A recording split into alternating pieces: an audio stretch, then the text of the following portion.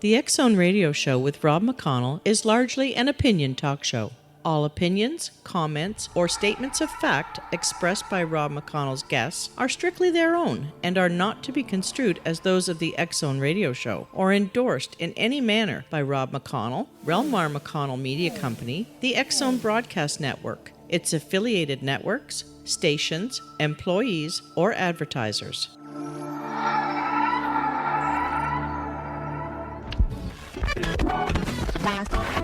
All Hit Radio.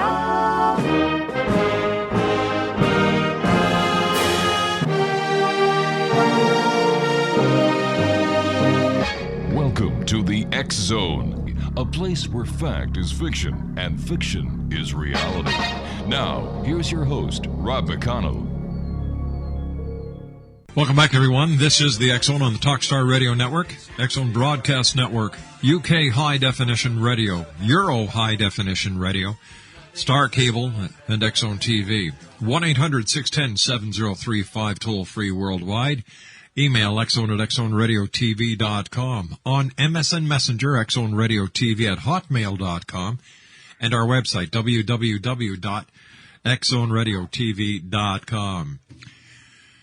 There was a press conference held earlier today, and 4 members of the U.S. Air Force claim aliens interfered with nuclear weapons, including during one of the most famous UFO incidents in Britain. UFO researcher Robert Hastings held a press conference in Washington today to address the vital issue of UFO incursions at U.S. nuclear sites over the past 6 decades. Mr. Hastings said more than 100 former or retired U.S. Air Force personnel, once entrusted to operate or guard weapons of mass destruction, have come forward and revealed ongoing UFO surveillance of and occasional interference with our nuclear weapons. Now, this is a quote from Mr. Hastings. The information alters the historical perspective on the nuclear arms race and much, much more. The fact that the Pentagon and CIA have successfully kept the truth from the public for so long is in itself mind-boggling. Next on Nation, the Rendlesham Forest incident, often described as Britain's Roswell, was used as one of the examples of evidence of aliens that had targeted nuclear weapons. Now, for those of you who may not remember, the incident happened in the early hours of December the 27th, 1980, and was never fully explained. Several U.S. Air Force personnel reported seeing a strange metallic object hovering in the forests near RAF Woodbridge in Suffolk. The object apparently had left three depressions or landing marks in the ground. But papers released by the National Archives show the Ministry of Defense's final position was that there was no evidence of anything having intruded into British airspace. Joining me now on the telephone from the Washington Press Club, where this first press conference was held earlier today, is Steve Bassett. Now, Steve is the leading advocate for ending the 63-year government-imposed truth embargo regarding extraterrestrial presence engaging in the human race. Steve is a political activist, commentator, and columnist. He is also the executive director of the Paradigm Research Group and Political Action Committee X-PPAC, and the executive producer of the X Conference. His work has been extensively covered by the international media, and the website for the Paradigm Research Group is www.paradigmresearchgroup.org. Joining me now from Washington, D.C. is Steve Bassett. Steve, how are you, good sir? As always, I am great and happy to be on your show. Steve, you covered the press conference. Now, I've got to take my commercial break in about a minute, Steve. Can you just set up the press conference for us? All right, keep in mind, I didn't cover it. I'm not a journalist. I'm an activist, but I was there. And it was an extremely important event. It had at least 20-some reporters in there, approximately 10 camera crews from various stations. You could not tell which, but I'm sure we're going to see a number of media video interviews. It lasted 2 hours. I left before the one-on-one interviews took place, but I'm sure they're taking place now. And most importantly, it was live streamed by CNN, the entire 2 hours. And so that will be up on CNN's site, I am certain. It will also be captured by others. and will be on YouTube in due course. So the full press conference is available worldwide. And I have much to say about it, but it's one of the most important press conferences on the subject ever held, and it could generate some substantial downstream impact. All right, Steve, please stand by. You and I have to take our first commercial break. We'll be back in 2 minutes. Steve Bassett is our special guest. He's the executive director of the Paradigm Research Group, www.paradigmresearchgroup.org. We'll be back on the other side of this break. Don't go away.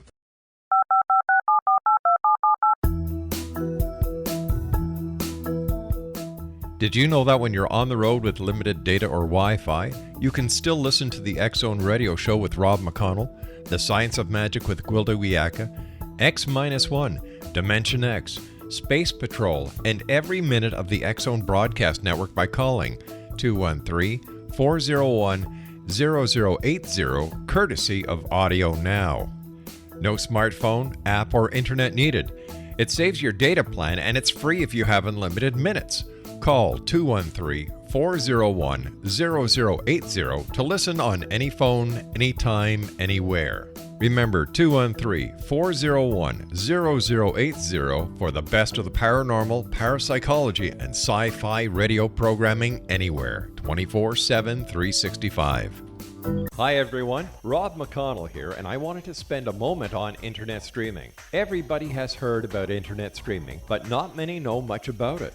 Did you know the internet streams just about everything? Movies. From new releases to old classics. TV shows. Almost every show, every episode, and much more. But the question has always been, how do you do it? Well now, thanks to the folks at 123 Ready TV, I have the answer for you. They have developed a simple program app, 123 Ready TV, that you install on your Windows PC, Android smartphone, or Android tablet that can have you streaming like a pro in less than 5 minutes. You truly won't believe how much is available or how easy it is to do until you try. And for a one-time cost of only $19.99, this product is a real winner. To learn more about 123 Ready TV, visit our website at www.xzbn.net.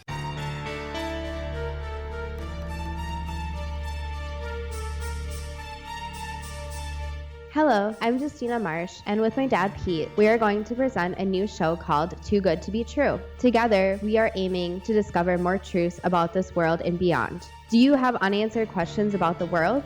Do you ever wonder about aliens, conspiracy theories, or the universe? There are many shows discussing subjects such as pyramids or UFOs, but we want to relay this information based on our own research, including from spiritual means. Hopefully, listeners will be helped with their own beliefs and will appreciate the psychic insights that add to the previous research and information. We both look forward to sharing this insight and beginning this journey with our listeners. Visit xzbn.net for more information about when to listen.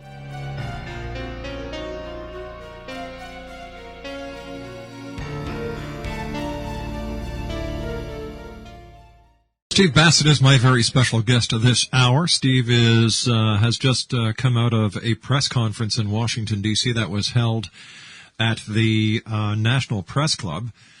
And the press conference was with reference to members of the United States Air Force coming forward and saying, hey, listen, aliens interfered with nuclear weapons. Joining me now from Washington, D.C. is Steve Bassett, who is the executive director of the Paradigm Research Group. And Steve, who was in attendance at the conference, giving the press conference, and was there anything that really shocked those in attendance? Well, all right, the conference was put together by Robert Hastings, who is the author of UFOs and Nukes, an extremely important book that lays all of this out in obviously a much more comprehensive fashion. But of course, along the way, he had to interview many witnesses related to that subject, including a number who have come forward in the past. And that opened up the door for putting together a press conference with a number of the key witnesses, coming before the media. He put this conference together with the assistance of Captain Salas, one of the key witnesses. It was reasonably well promoted in advance, got substantial advance coverage, more than I've seen in a long time, and as a result, substantial reporters were there, at least 20 and 10 camera crews. the long and the short of it is that Lieutenant Colonel Dwayne Arneson, let me see what is Commander Bruce Fernsmacher, Lieutenant Colonel Charles Halt, researcher Robert Hastings, Lieutenant Robert Jameson, and Command Navy Chief Patrick McDonough, Deputy Missile Crew Commander Jerry Nelson, and Captain Robert Salas, all who over the years have been involved in incidents in which UFOs, in some cases hovering 100 feet to 300 feet off the ground, clearly discernible in terms of shape, with flashing and rotating lights, and discs running between approximately 30 and 50 feet in diameter, engage nuclear facilities, and in most notably, affected nuclear missiles by shutting them down. Not destroying them, but shutting them down. They were later turned back on and were functional. These are extraordinary events. They've been known to the UFO ET research community for some time. They've gotten publicity. The initial publicity in the modern era comes when Bob Salas comes forward courageously. But the media has been able to generally sidestep it, which is what they do. I mean, that's how the truth embargo lives on. However, what these gentlemen have done is create a 2-hour press conference that was soberly and low-key delivered, wrapped up by signed affidavits from each of the witnesses. It was run tight.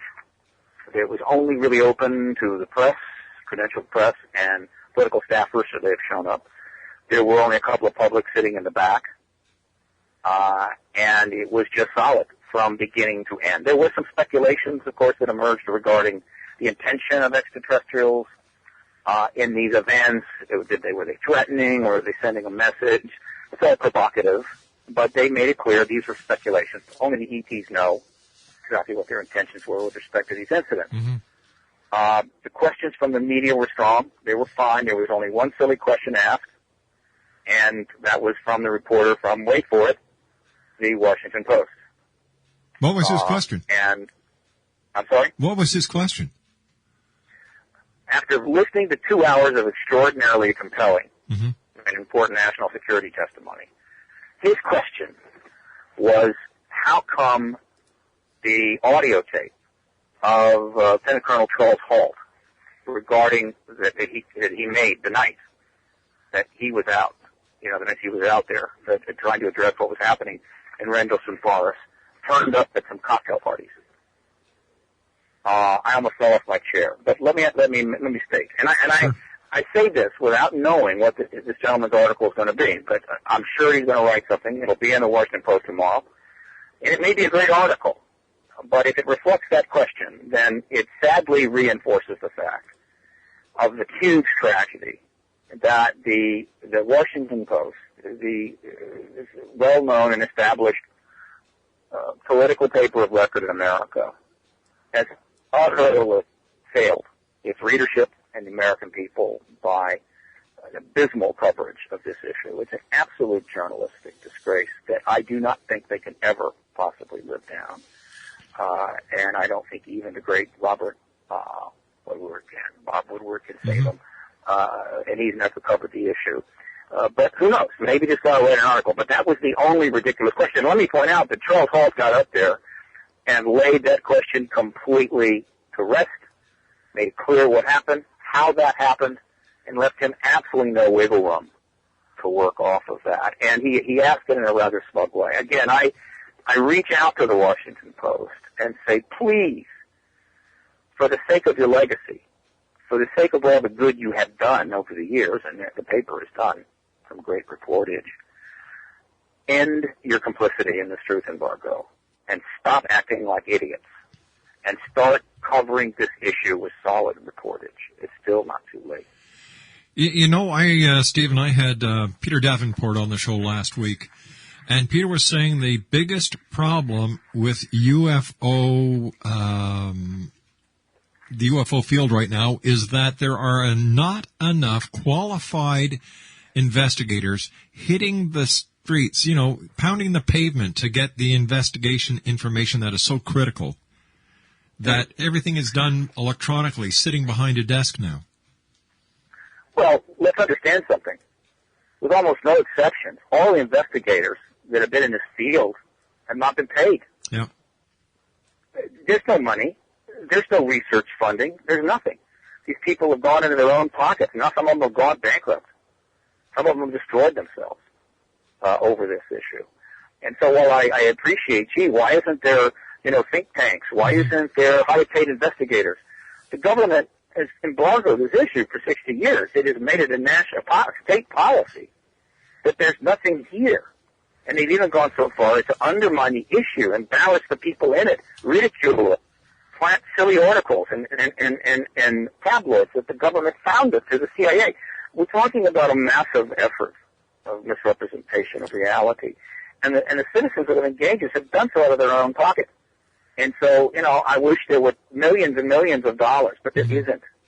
And so we need to stop, pointing at the field and saying, why didn't you do that, and why didn't you do this, and why haven't this, and just point at the real problem. The real problem is a state political policy that the acknowledgement and the development of a collective understanding of an extraterrestrial engagement is not to be permitted under state policy.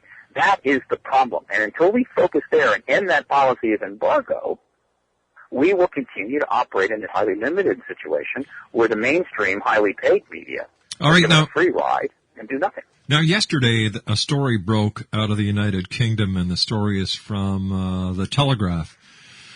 The headline is, UN to appoint space ambassador to greet alien visitors. Let me see. A space ambassador could be appointed by the United Nations to act as the first point of contact for aliens trying to communicate with Earth. Mazlan Othman, a Malaysian astrophysicist, is set to be tasked with coordinating humanity's response if and when extraterrestrials make contact. Aliens who landed on Earth and asked, "Take me to your leader," would be directed to Mrs. Othman. Is this a sign of the times? Is this a sign that, more and more people are saying, what's the truth, that you've got the United Nations now jumping on board? Well, yes. In a few words, what's going on is that the embargo is in its last days. Mm-hmm. A growing number of people know this. Some have known it for some time. And obviously it's a big deal. And there are many, many institutions out there who have much to answer for, who want to be involved in the issue appropriately, whether it's the Air Force, the Navy, the Army, the CIA, the Catholic Church, the UN, political parties, you name it. And what they're doing, and scientists, mainstream scientists that don't want to be looked at as like, gee, how'd you miss that, like Stephen Hawking? What they're doing, without, again, I guess, putting themselves at too much risk, is they're positioning themselves. They're putting out little statements, or they're taking measures, such as many of these countries that are releasing thousands of UFO files, to position themselves to the extent they can on the right side of the issue, on the side of the angels, as it were.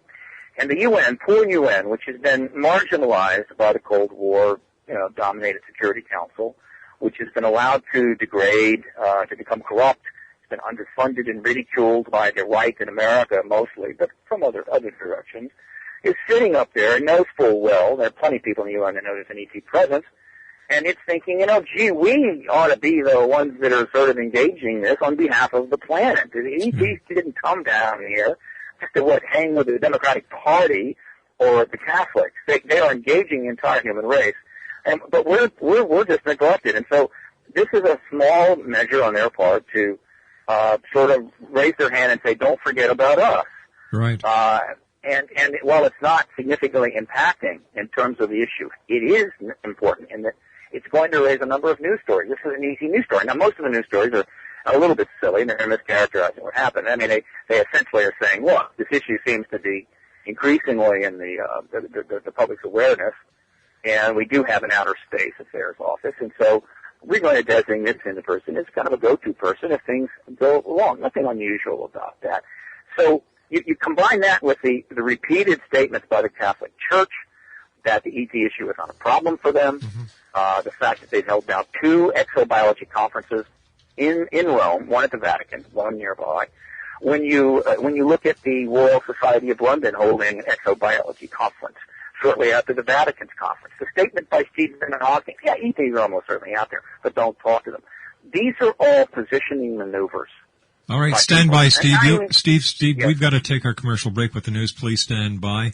Exonation, Steve Bassett is our special guest this hour. He is the executive director of the Paradigm Research Group. Their website is www.paradigmresearchgroup.org.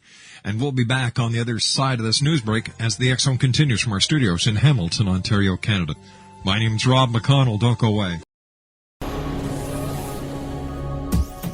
This is the X Zone Broadcast Network, broadcasting worldwide on broadcast affiliates and satellite program providers, including CNN Broadcast Network, Sirius Satellite Network, Star Media, Good News Radio Network, Angel Broadcast Network, Wiki Broadcast Network, and WPBN TV. For more information on the X Zone Broadcast Network, visit us at www.xzbn.net.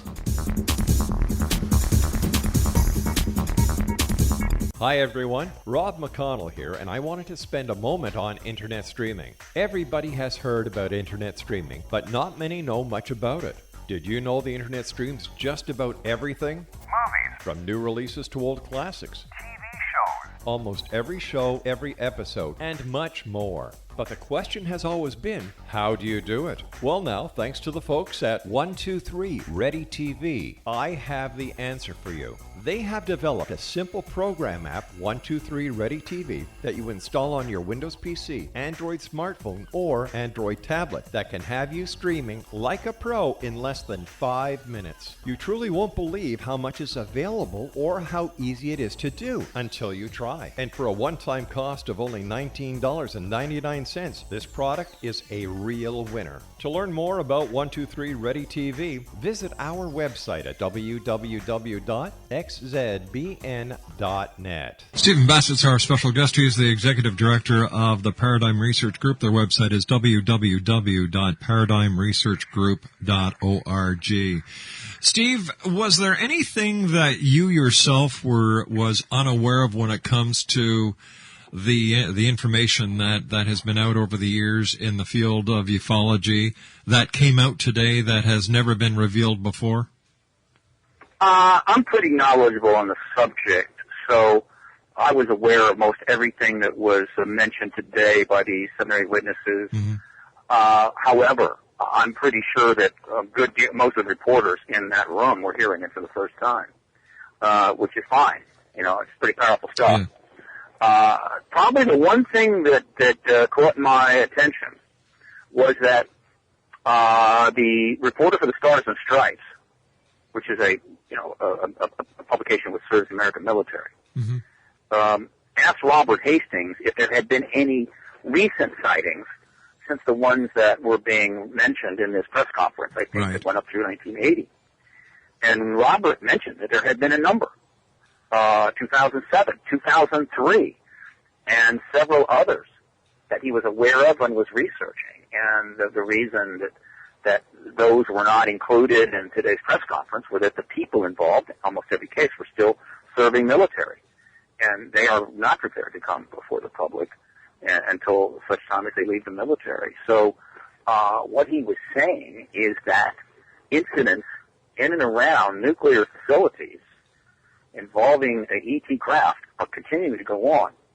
Now, the other thing I want to mention, this is very intriguing. Both Robert Salas and Robert Hastings made it clear in their presentation that they personally believe that these events are fundamentally not hostile.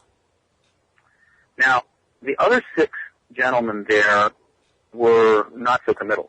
They kind of stood down from those speculations. I think the sense I got was that they may be leaning that way, but they're not prepared to make a definitive speculation. And this was asked and brought up by several of the reporters. And it's a non-trivial matter. What are the intentions of the ETs with respect to this? And obviously, if we weren't living under a truth embargo, this would be a wonderful debate that you would be seeing all over the television, perhaps in the colleges and universities, where people would be interpreting this evidence and events and saying, well, what do you think their intention is? But of course, those debates don't take place. But you've got to don't happen. There's a lot of difference of opinion within even the organizations like the United Nations. For example, if we look at the Outer Space Treaty of 1967, UN members agreed to protect Earth against contamination by alien species by sterilizing them. Like, that doesn't sound like a very nice way to welcome anybody. Well, we understand that was a long time ago. I think their principal concern was, there's evidence of the existence of life in space, that it can actually move through space and certain forms, panspermia. Yeah. And, there's a legitimate concern about possible contamination. We're sending probes out. We're bringing some back from engaging comets, from engaging the moon and Mars. Well, actually engaging the moon. We may eventually bring probes back from Mars. But that's what that was about. It wasn't like, if any ETs would have to sterilize. But, it's really crude. I mean, you wouldn't see something like that today. The fact is that you can be assured that behind the truth embargo, behind the facade, there are highly sophisticated groups within our military intelligence world and within the military intelligence world of the United Kingdom, but certainly China and Russia, who are thinking about and developing protocols to deal with full open contact should it take place. And the linking is highly sophisticated. Obviously, we know nothing about that because if they were to allow such thinking to come forward, it could bring the truth embargo to an end, and they're not ready to end it. All right, but I'm not concerned about our sophistication in the matter, only that the public has been denied involvement too long. All right, you said a few seconds ago, should alien contact? Why would you say that if you were so sure that they are here, and even when talking about the military and what they might do, why would you use should alien contact? Yes, that is let me clarify, you're right. I'm glad you caught that, Robert. What I meant by that is should full open alien contact take place, where it's not, in the middle of the night, one-on-one between a human and ETs, or events that are taking place that are not out in the open, but rather open, acknowledged contact.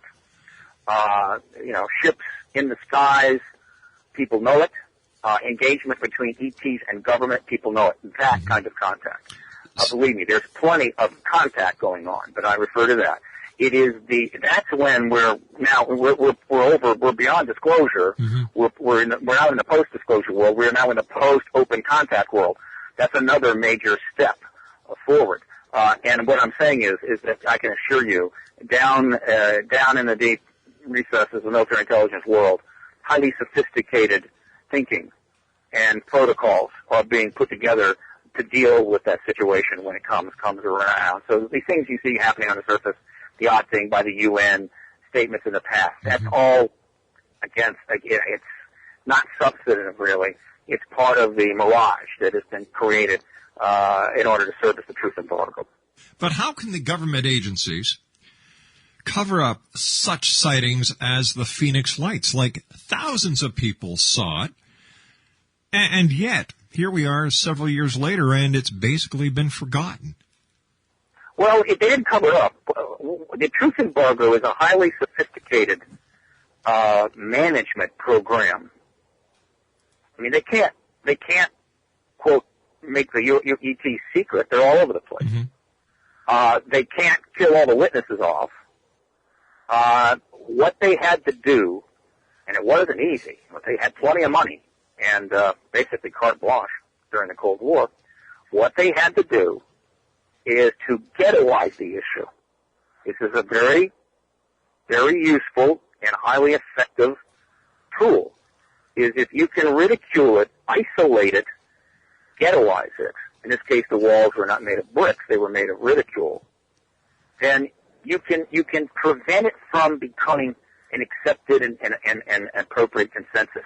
If you can keep the Congress from engaging it, few or no hearings, if you can keep the media from going past a certain point, if you can prevent funding of citizens groups and citizens research, again, by ridiculing the issue so people are just too afraid to touch it, if you can keep the colleges from teaching it, then even though ETs are zipping around all over the place, the citizen effort to resolve the issue will not resolve it.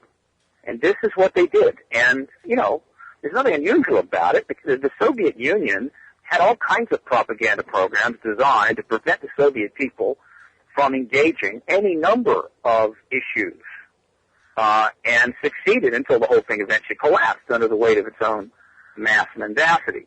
The U.S. government is simply emulating that, but, you know, it's not trying to do it across the board, though I must admit, as I've grown older, as we've approached the modern, you know, the present time, I'm starting to see increasing evidence that the UFO ET issue wasn't the only area where the government decided that simply a straightforward presentation of the facts to the people was in their interest, and that they have been manipulating reality in a number of other areas. They haven't reached the level of the Soviet Union, but it's gone certainly far enough that it is absolutely unacceptable to our constitutional republic in the United States. And let me be clear that our allies, including Canada and Australia and the United Kingdom, and I think France as well, and other nations, have gone along with this.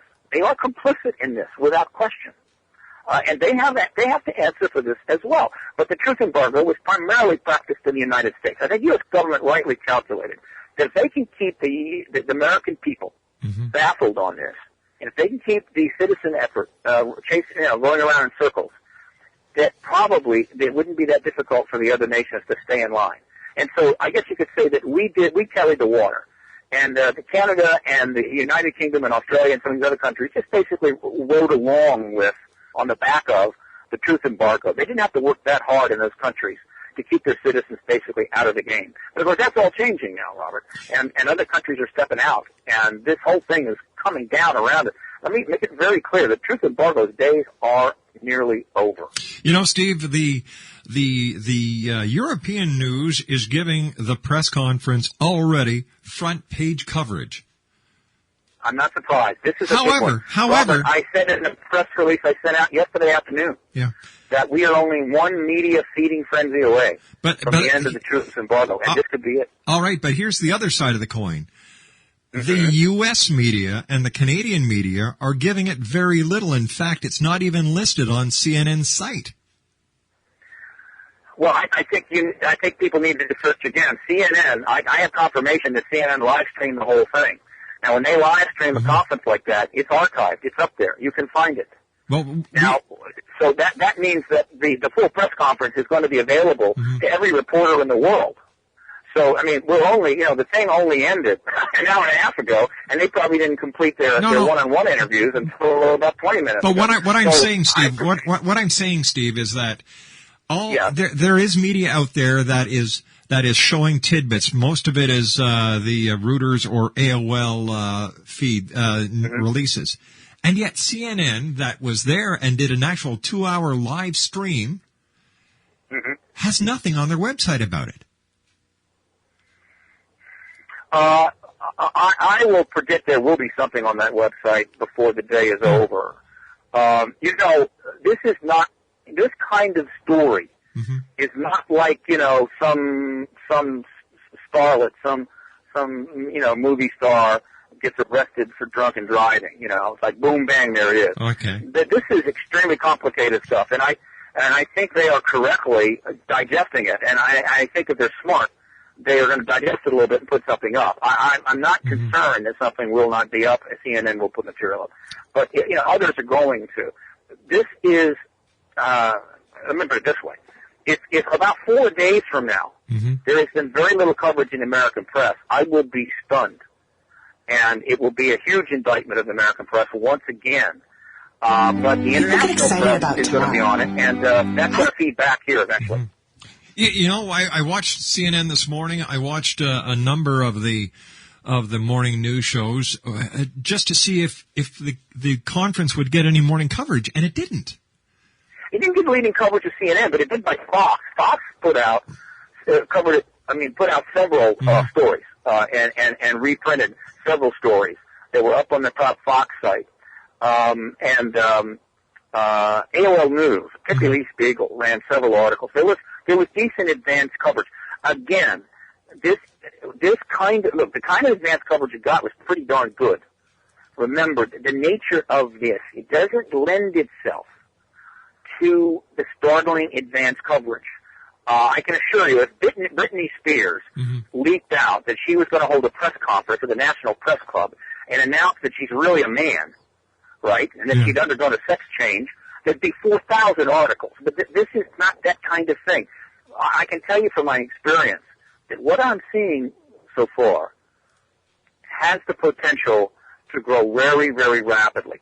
And what is supposed to happen next is that some reporters, based upon either being there or based upon seeing the press conference on the CNN video archive, should approach the press spokesperson for both the Department of Defense, the CIA, for the Defense Intelligence Committee, I forget who is current. They've had several changes there. And they need to be asked direct questions to pose to Gates and Panetta. This is compelling material. These are Air Force officers. These are affidavits. What is the response of the Department of Defense? Oh, by the way, and, of course, the Air Force. Now, let me be clear. One of the reasons the truth embargo, one of the principal reasons the truth embargo has lasted so long is not because, people in these levels of power, like Secretary of Defense and Secretary of Air Force, are brilliant at deftly dancing around such questions, because they're not. The reason the truth embargo has lasted is they don't get asked those questions. And if they ever do, particularly in this kind of a context where you've got signed affidavits and you've got former Air Force people with good records, I don't know what they're going to do. I think they're in an almost impossible situation. And the press has its limits. And so when the press sees a legitimate story and legitimate testimony and some idiot at, say, the CIA's press office or the DOD's press office says, oh, it's a bunch of clowns, they can get angry and come back at it with 8 more questions. All right, stand by, Stephen. We're right at the edge of possibly a breakout here in the media. Steve, stand by. You and I have to take our final break. Exo-Nation, Stephen Bassett is our special guest. www.paradigmresearchgroup.org. That's www.paradigmresearchgroup.org. I'll be back on the other side of this commercial break as we wrap up this hour here in the X Zone from our studios in Hamilton, Ontario, Canada. My name is Rob McConnell. Don't go away. This is the X-Zone Broadcast Network, broadcasting worldwide on broadcast affiliates and satellite program providers, including CNN Broadcast Network, Sirius Satellite Network, Star Media, Good News Radio Network, Angel Broadcast Network, Wiki Broadcast Network, and WPBN TV. For more information on the X-Zone Broadcast Network, visit us at www.xzbn.net.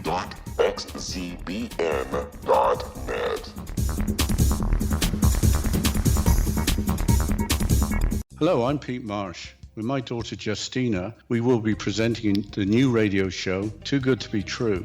If something seems too good to be true, it usually is. But with the help of Justina's amazing gifts, we're going to gain insight into questions that don't yet have complete answers.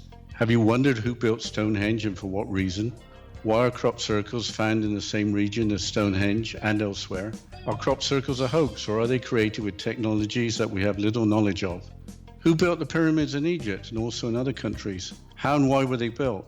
Was the Titanic switched with the Britannic as part of a gigantic insurance fraud, or for more insidious reasons? What caused the Tunguska event when trees were flattened over an 800 square mile area in Siberia? Will the new insights be too good to be true? Well, that will depend on what you are prepared to believe. Please join us as we start on this journey together. For more information on Too Good to Be True, visit www.xzbn.net.